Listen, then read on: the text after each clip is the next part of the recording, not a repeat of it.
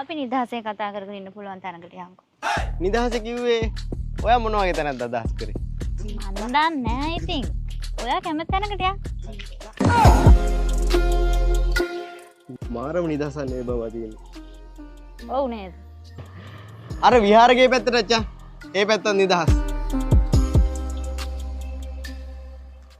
අන්න ඒවයි මං ඕකිව ආදරෙන් බලාගත්තා. ෂාවා. එච්චර ආදරෙන් බලාගත්තු මාව දාලා ගියාවා. අවසානට මං තමයි බඩුව. නිදහසේ ඉන්න ඕනේ තැනකට යමු කිව්වම උඹේ කිය පන්සල් එක්කන් ගියානේ.